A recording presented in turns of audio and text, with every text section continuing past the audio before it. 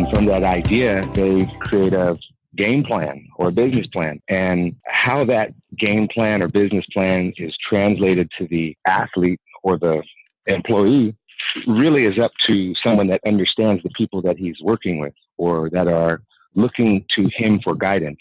And that's the coach. And so in a corporation, that would be the CEO or the president or even the office manager, depending on which industry. And I think that's the cornerstone of when I talk about leadership. I usually focus on the coach. Because leadership does come from the top. It comes from management. It comes from the owners. It comes from the shareholders. But the leadership in terms of ego management really comes from one or two people. And really it's one person, and that's the coach or the CEO. You're listening to The Pivotal Leader, where modern leaders talk about the moments that shifted their organizational cultures and pivoted their teams to success. Hey everyone, this is Gina Trimarco, Chief Results Officer of Pivot 10 Results, a strategy and training company that helps businesses shift from people problems to performance results. Each week on The Pivotal Leader, I feature inspirational leaders who know how to positively impact their customers, employees, and brand through culture building. But before we jump in, here's a pivotal fact. Your survive versus thrive ability hinges on your investment in your employees and your customers. If you don't provide meaningful, purposeful training and growth opportunities for your employees and results for your customers, well, they just might leave you and head straight for your competition. If you're looking for fresh ways to keep your stakeholders engaged, shoot me an email at gina@pivot10.com or visit our website at pivot10.com. In this episode of The Pivotal Leader, I'm interviewing David Blu, a retired world-class athlete who played internationally at the highest level of professional basketball. Born in Los Angeles to an African-American father and a Jewish mother, David attended Westchester High School. As a senior, he won the John Wooden Award for the best player in California after leading his varsity basketball team to its first state championship. David attended the University of Southern California, where he led the Trojan basketball team to the 2001 NCAA Elite Eight, losing only to the champion team. In 2002, David made Elijah and moved to Tel Aviv to play for the powerhouse basketball club Maccabi Tel Aviv. I hope I got that right. The team won the European League Championship in 2004, where David scored 20 points off the bench. David continued to have success playing for the best EuroLeague basketball teams in Treviso and Bologna, Italy, St. Petersburg, Russia, and Le Mans, France. After 10 years of playing professional basketball, David retired and returned to USC. In the spring of 2013, David earned his undergraduate degree in sociology. Still trying to find his identity for life and a niche in business, David returned to Europe to rejoin his old team, Maccabi Tel Aviv, and discover new business opportunities. In 2014, David led Maccabi to win another European championship. During that season, David studied real estate, finance, and insurance. In June 2014, with 2 EuroLeague championship rings, David retired for the second time and returned to Los Angeles to begin a new journey, personally and professionally, in the United States. Upon returning to Los Angeles, David spent time in commercial real estate, brokerage, and then in wealth management with a major U.S. firm, Bank of America Merrill Lynch. David found that insurance was his true calling and settled in as a life insurance agent with Pacific Advisors and Guardian Life Insurance Company. David has continued to stay active in basketball by working with young athletes on the mentality and skills needed to reach a higher level of player development. He speaks around the country and in Israel about his life goals, challenges, and successes. David is also a brand ambassador for a new Israeli startup tech company and continues to stay involved with Maccabi in Israel. Super excited about this interview as David has a lot to share about determination, teamwork, leadership, and more. So let's dive into this episode and learn from David Blu. Hello, David. Welcome to The Pivotal Leader. Hello, Gina. Thanks for having me. Sure. I'm so excited to have you. We talked maybe a week or so ago before we scheduled this recording, and there's so much stuff that we can talk about that you're working on. And I've already recorded the intro to this and your background in the basketball world. And I think what intrigued me the most is what you bring to the table from an athlete's perspective and a sports perspective. And I know you're doing a lot of different things now. And we talked about so many cool things, but I think I want to just kind of dive in and talk a little bit about what are you doing right now? I know you work with high school kids. Let's talk a little bit about your philosophy on determination, teamwork, and leadership. Okay. Well, thanks, Gina. Yeah. For me, sports really encompasses life, and life encompasses sports. And I guess successful athletes understand determination, teamwork, and leadership. And so I think for me at a young age, that's something I learned playing a team sport. And I was lucky enough to have some good coaches along the way to instill some of those characteristics in me as a person as an athlete. And that's just something that I try to give back to the next generation of athletes, are the things that I learned from older guys ahead of me. And really the cornerstone is determination, leadership, and teamwork, at least in basketball, and even in individual sports like tennis or golf. Those athletes have coaches and trainers and a team of people that are helping them excel on the court or field or course. You know, that's interesting. We think about athletes needing coaches, and you're in the business world now. Well, what do you think the importance is in business to have coaches to help you along the way?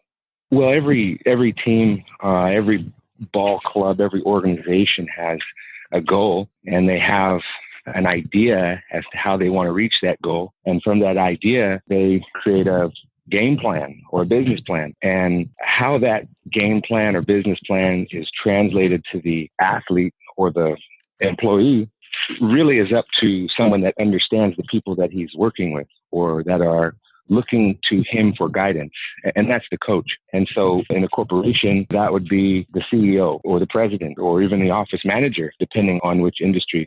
And I think that's the cornerstone of when I talk about leadership.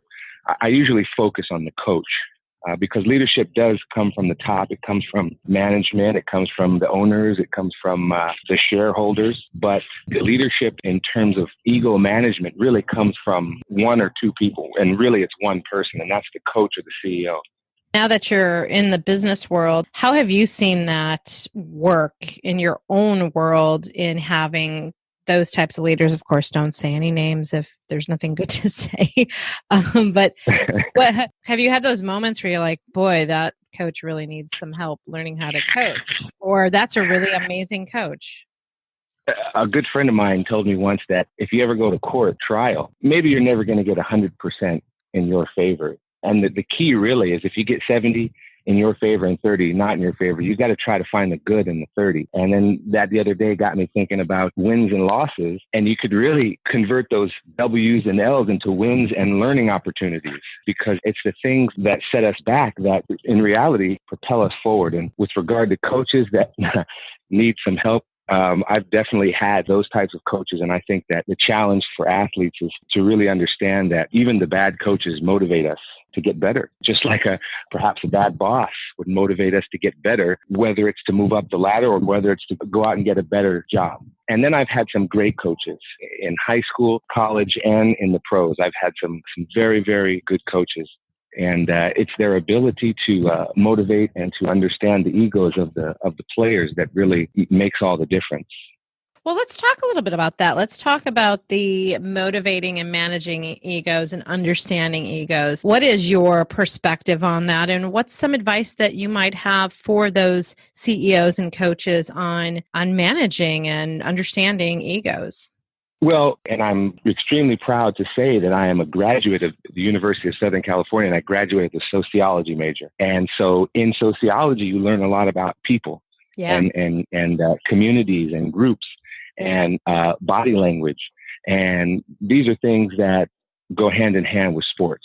I would say as far as advice goes for coaches and CEOs, and this isn't necessarily for CEOs because they already do this, but I took a Myers-Briggs test once and I learned all about my personality, extrovert, versus introvert. I learned all about what types of people I'm attracted to, what types of people I'm, wouldn't necessarily be in my relationships. And so really that's a good way to gauge people's attitudes about different situations. And for an example, as far as managing egos go with coaches would be, some players need to be yelled at to get motivated. And some players need to get coddled and they need to be told by the coach that everything's going to be okay. And then there's another group that don't need to be told anything at all, that know what their job is. They come to work every day. If they make a mistake, they don't need someone yelling at them and they don't need someone saying it's going to be okay. They just need someone to let them deal with the situation as it is and not necessarily need the guidance from a motivation standpoint. So that would be a idea of ego management on the part of a coach. I agree with that 100%. That's the way I lead. That's the way I manage. I come from a perspective of everybody needs to be treated and managed differently. There shouldn't be one formula for all because we're all different. I think this is something that is partly for me has come a little bit naturally and is innate for me. I think also my training in improv really has taught me how to be very hyper aware. What are your thoughts on people who, especially CEOs, that don't have that skill set? What are some of your suggestions around that? For me, I try to use every moment as a learning opportunity and really live in the moment and really try to be compassionate towards people. Regarding living in the moment, understanding feelings, I would say just today I was at the grocery store and there was one line and there was two lines. One line was moving faster than the other. And rather than getting out, going into the faster line, I just stayed in the line that was a bit slower. And I used it as an opportunity to practice patience, even though I really wanted to go to the line that was moving faster. And I think that as far as compassion goes, I think you just look around. I think as you're driving around the streets, traveling around the world, there's a lot of people that are less fortunate than a CEO of a company. And I think that certainly as an athlete, that's one thing that we are mandated to do by our teams, but also something that I think most of us athletes enjoy is really going to the children's hospitals and doing charitable work, because that's what really helps you understand compassion. And I think that, just really appreciating people and being kind to one another is a good starting point for any boss, really to empower their people that are working under them or looking at them for guidance, empowering them and showing compassion. I really like the piece about the patience piece. I think that's such a great exercise. I'm definitely one of those impatient people at the grocery line store. And it's funny because I'll get mad at myself because I'll get impatient and then I'll move lines and then I get in the line that ends up being slower than the other line. And I'm like, you know what? I deserve that. Mm-hmm. That's like my learning. I'm like, that's what I get for thinking I'm going to outsmart the line. We travel a lot as athletes, especially as overseas athletes. We're going to different countries and we always have to show our passports. So, over the years, there's a few different passport lines you can get in. And, you learn how to just deal with it and wait and not rush. And I think that those are exercises. That's an opportunity for you to exercise patience. And I think that anything good in life takes hard work and patience. And so that's just another way. There's ways you can practice life skills every second that you're awake if you really focus on living in the moment. And that's something that I didn't do as a younger person, as a younger athlete, and something I gradually learned over time by, first of all, talking to people that explained to me what that meant, but then also just practicing living in the moment and being in the moment. Well, you've said a couple key things for me coming from an improv world. Things that we actually focus on are being in the moment and practicing being in the moment. And a lot of people say, how do you practice improv? Well, it's I actually call improv, it's like yoga for the brain, where we have to really be in the moment and we're practicing those life skills that we were born with, but then we've been taught to not do them anymore. The in the moment, the active listening, the being observant of body language and people around us and taking it in. A lot of people are maybe not aware of this or don't believe it, but you can actually practice that. Like you said, you could do things like stand in the grocery store line and be patient. Well, and you said something interesting really about learning how not to practice being in the moment. And for example, in the basketball world, our best years mentally for athletes are between the ages of 7 to 12, or at least for me, where it was like, I didn't care what shot I took. I didn't care whether we won or lost. I just had fun. I just had a free spirit. Right. And I loved playing basketball. And then I got to high school, and if I made a mistake, I came out of the game or I got yelled at. So then I stopped taking those same chances and enjoying it as much. And then as you go to college and play, there's more restrictions of what you can do and penalties for things that you do wrong. And then, of course, once you get to the professional ranks, your whole livelihood depends on mistakes and successes. And I think that at some point, for me, I can tell you it was exactly after I read the book, The Secret. During my first retirement year, I took a neurolinguistics programming class at UCLA Extension, and I learned about the mentality of people as they go through these different stages in life. And for me, when I got to like 28, which is a basketball player's prime, really mentally and physically, I would just enjoyed the game. I could literally take myself back to being age 10 and just loving to play basketball and not caring if we won or lost, not caring if I made a shot or I didn't, just having fun, cheering on my teammates, having a great time in the locker room, going to practice every day. I took my game to another level. And I think that was a big part of it, was really putting fun at the forefront of my thoughts about basketball. You really hit on something I said, and it goes back to that youth time period, that age 7 to 12 is so key because, again, I agree. We get to this adulthood thing and we start worrying about everything else and about what people think, and people start putting demands on us. We carry that into our careers. People are telling us what they think is right or wrong that we should be doing. And it kind of takes away our ability to take risks and be open and to be playful, quite honestly. If we can get to a more playful mentality, it would make any team dynamic so much better. I think, and Gina, I think that's a great point. And I think that we're seeing that in the corporate world in the sense that the biggest number of people working are millennials. They're younger people. Yeah. And I think that's certainly a great way to lead, is by making the environment that these younger people are working at more alive and more fun, but focused at the same time. You can't have, just partying all the time, but you can make it fun by the things you say to people and keeping it clean, of course, and certainly professional.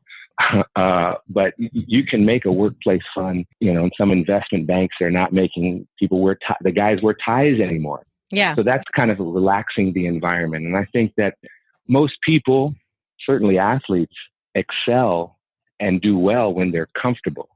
And a leader, a boss, can do that just by creating a workplace environment and attitude. I want to be clear with everybody, because this is not about, having foosball tables and sleeping pods and all of those things. All of these podcast interviews I've done, what's come up a lot is it's really not about that. People want to have an environment that feels healthy, mentally, and that there's some laughter and everything doesn't have to be so serious. And hitting on the millennial piece of it, they want developmental opportunities and they want structure because they've been raised with structure. They were told where to go, when to go, how to do it. They were raised in kind of some competitive mindsets because they were put through being on different teams and being part of different groups. And so they're accustomed to being directed and pushed in different ways, but they're also expecting some development. And that's what's going to keep them around.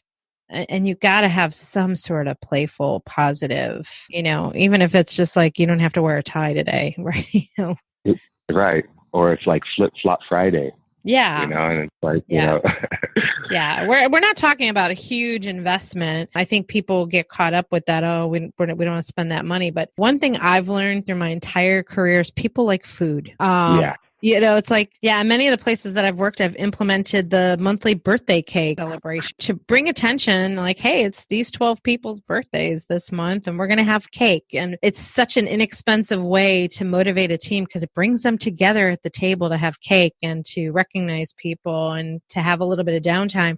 It's probably like the cheapest thing I've ever done that had the biggest impact. Well, and for me, that I love to think about sports as a great way to bring people together. And just for example, when I was a financial advisor at Merrill Lynch, some of the other financial advisors, we would get together at the YMCA and play basketball. We'd play pickup basketball. And, that when you play sports with someone or against them, you're going into battle or you're battling against someone.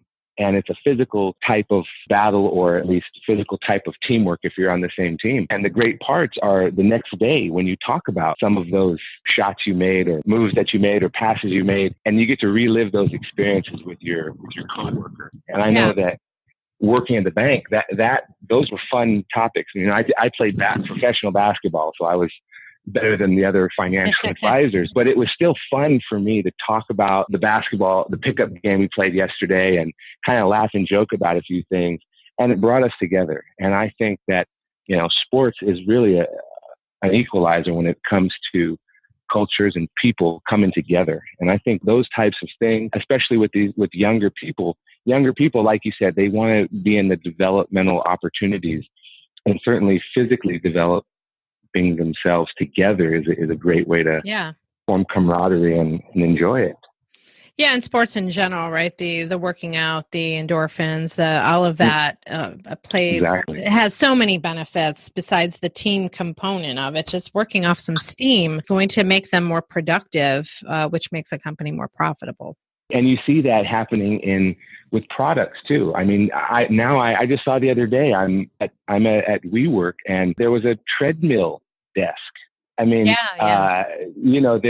people are sitting on physio balls, and there's fidget spinners now. And it's like, there's so many different ways to relieve physical stress, and sports and working out is a big one. Yeah, I agree. Last time we talked about, I got super excited about this, about intrinsic and extrinsic motivation. I know it's something that you're exploring more and utilizing more. I'd like to talk a little bit about your thoughts on that topic. Yeah, it really makes me think back to when I was a kid, and really throughout my life, and even now, what I'm motivated by, and the idea of an external motivating factor versus an internal one, it totally makes sense to me. And I think that if somebody can understand what it is and take a look at themselves and what's inside, then they'll really understand. And when we talk about extrinsic and intrinsic, we're talking really about the human body and the human mind and heart. And so I think that with regard to sports, well, first of all, the idea of extrinsic motivation would be having a task or a job or something, and working at it and wanting to do well, because you're either going to get a reward or you're not going to be punished, or something more negative. Mm-hmm. And for a basketball player, say for me, that would have been saying like, okay, I want to go to the gym and shoot 1,000 shots a day, which I did, because I want to be known as the best 3-point shooter. Right. And I was known as one of the best 3-point shooters, but that's not why I did it. I did it more for intrinsic reasons. Right. I didn't want to be a great shooter because of what everyone else would say. I wanted to just be a great shooter because it made me feel good inside. I love seeing the ball go in the basket. I love the motions of shooting. I love the practice, the idea of what I look like from the outside, watching myself on TV, watching video. The whole motion of shooting, I just loved it. And that's why I did it. And that was a real internal reason for me to want to practice and stay late. And I think that in life, and the way I explain that to high school students was that when you're given a homework assignment or a test, a lot of times if you ask them why it's important that they do well, it's because they want to please their parents, or they want to get into a good college. And I think if they realize that the homework, the subject isn't necessarily the reason for the assignment. It's a task. It's something that was given to you to see if you could complete and complete it well. And the grade really is a byproduct of how hard you worked and whether or not you wanted to work to complete that homework assignment. Did you want to master that homework assignment because it was a task that was given and you wanted to do it because you wanted to do well for yourself? And I think that there's a real difference there. Yeah. And I think that understanding that can help anyone. It certainly did for me. Even though I didn't know those terms when I was growing up as a kid and through high school and college and the pros, that's kind of how I was practicing. That's how I would approach my craft every day. Well, I think anybody who is in a scenario where they're practicing a craft or a skill, it's really about the pursuit of mastery. And that becomes that intrinsic, right? It's that pursuit. The extrinsic comes to play when there's some sort of reward attached to it, some sort of payment attached to it. We have some extrinsic needs like, food and housing, and we go to a job to get a paycheck, right? Those are all those external things that we need to survive. And then the intrinsic, what inspires and motivates us purely for how it makes us feel internally. And I've really become very fascinated with this on what motivates people and how to motivate people just through my own experience in running an improv comedy theater. Now, we have performers there on the average, probably 20 to 25 performers on our roster. You think about like any kind of team, like that's our team. And they're a team of players, and we call them players. And we're an improv theater. So we're not Second City. We call ourselves Second City of the South, but it's not a situation where the players are getting paid. And the model is not built that way because we have so many players on stage at the same time. So these people play for the love of the play. They play, they come and they show up and they perform for an audience for that pursuit of mastery. For that, I think there's some extrinsic involved too, because the applause piece of it is kind of the reward in all their practice, right? And so that creates the high that says, okay, I'm doing something right here in my pursuit of mastery. But it continues to amaze me, even for myself. We continue to pursue this. We're not getting rich from it, but we continue to do it because it does something to us internally. And that it's fun to think about, but that would be great if everybody knew what it was that intrinsically motivated them. Yeah. And I think that certainly for most of us, that happens later in life. Certainly not when we're kids, but I would say I'm thankful that I had the opportunity to go through what I went through in life and understand the difference between intrinsic and extrinsic motivation. I try to teach my kids the difference. And I think that that's something that I certainly didn't learn about when I was a kid. Yeah. I just happened to do something that I absolutely loved more than anything else in the world. And I wanted to master it at a young age. I would say that, maybe kids aren't lucky enough to just get put into something that they love or that they're, physically able to do better than others. But at least the idea of motivation can be taught at a young age. And I think we should do more of that, frankly. I certainly try to do that with my kids. Yeah, it's interesting because kids don't know the difference between extrinsic and intrinsic, right? They don't know what that means, but they're still doing it. Whereas adults, we know the difference between those things, but we don't. Well, the only reason, I would say that the only reason they don't know the difference is because nobody teaches them the difference. Right. I didn't learn about what motivation meant. Nobody taught me about motivation. Right. They just said, you got to be motivated, but nobody said, well, this is what motivation is. Right. And that goes back to, so how do we motivate? And my perspective is you have to listen to the cues. And this is where the being in the moment and actively listening and paying attention and being emotionally intelligent, you have to listen and watch the cues, whether it's your children or your employees. So if your child says, Daddy, I really like doing that, that right there is a cue. That is something that motivates them. So, I remember auditioning for a TV show. I think I was age 9. I got called back for a second round, and then the show got canceled, welcome to entertainment. And I remember telling my mom, how much I really liked that. And I wanted to pursue an entertainment career. And she kind of laughed at me. Right. And I think a lot of parents might do that. That's really tough, to become an actress. And so I eventually got back to it from a performance standpoint and took a different route with entertainment. But if we were to listen to those cues as parents, right, how could we continue to support the intrinsic motivation that they don't even know that means that, or look at the employee front. Again, I try to do that in our theater because I'm operating in that business from a place of people come there to perform and they don't get paid. So I need to find a way to keep them motivated. And so some of the ways I do that is when I can see that they're starting to get bored and I can pick up on that, I find the next thing for them to master. That's my job as the leader. How can I give them the next thing to master that keeps them inspired and motivated because they're here because they want to master things?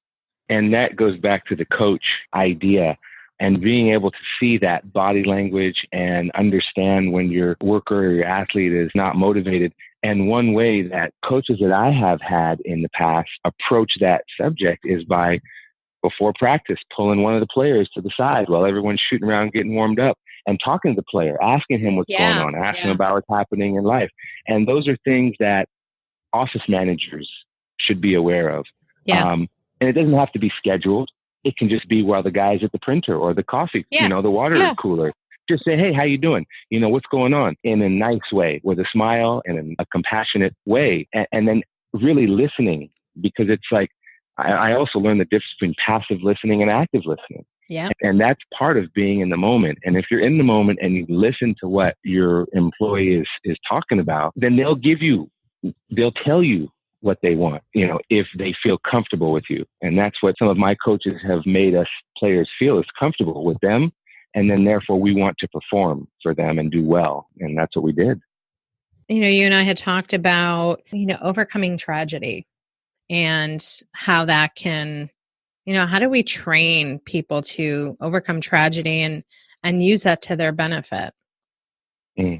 Well, certainly I think that living in the moment ultimately is the best way. But once you understand that, then you can understand how to move on from disappointment. And meaning that we all have disappointments and losses in our life. And with regard to tragedy, as we spoke before, my mom passed away when I was young, when I was 14. Throughout my basketball career, going back to high school, I've had 5 knee surgeries. So basketball was taken away for extended periods of time, something that I loved. I had a few cats. One of the cat I had my whole adult life died a couple of years ago, and that was very, very hard for me. And then, last year, my best friend committed suicide, kid I'd known since 5th grade. And all that being said, I'm still here talking to you, and my life is going on, and I have my kids that I'm motivated to do well for. And I think that being able to not move on, or not, at least obviously not forget them, but to move on from those incidences has helped me focus on the moment, where I am today. As we spoke about, last time we spoke, I think about athletes, and I always focus on basketball because that was my sport. But in basketball, you have 2 halves of a game. And at the end of the first half, you have to go in the locker room, make an adjustment, and put that first half behind you and focus on the second half. Mm-hmm. And that's a team-wide thing. And then as an athlete, as the actual player on the court, we have offense and defense. And every time you're running back and forth, and you have to focus on each possession. So if you miss a shot, or you turn the ball over, or you make a mistake on defense, you have to quickly put it behind you and move on to the next play. And even though I didn't know it, my whole life, I have been training myself to deal with tragedy. If I think about every missed shot or every turnover was a tragedy. And I had to quickly accept it, embrace it, and move on. And certainly whenever those types of things happen and we do move on, we never want to regret. And I think that by understanding, one's preparation, how they thought about whatever it is they're doing as far as business goes, and moving on from tragedy, it would be, did they put in the effort? Were they prepared for the task? And if they do a good job, great. And if they don't, well, then they did their best, and move on to the next task or moment. In my opinion, because I've experienced plenty of tragedy, I think most people have experienced a lot of tragedy.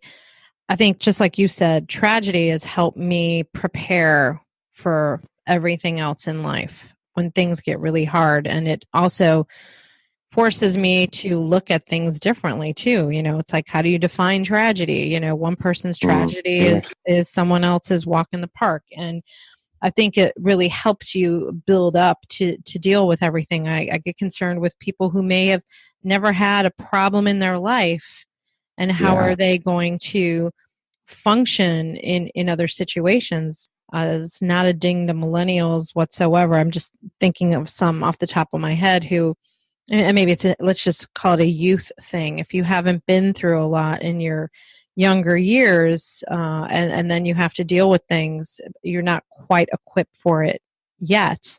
And then looking at different types of businesses. If you're a startup entrepreneurial type of business, you might want to think really carefully on who you hire into your organization. And you got to be careful, you're not going to ask questions like, what tragedies have you had in your life during the interview? Because that creates legal problems. But you can ask, you can ask certain questions that will get people to open up about how they've dealt with things. Let's just talk about that entrepreneurial type business. Someone who hasn't experienced difficult times might not do that well in that type of culture, because that entrepreneurial culture is often lacking some structure, is moving fast, has to change quickly because it's a growing business that's always evolving. So that's just something to think about as leaders out there on who you bring into your organization and those personality types. How is their persona and their past experiences going to then translate into your business, into your company? Just something to think about.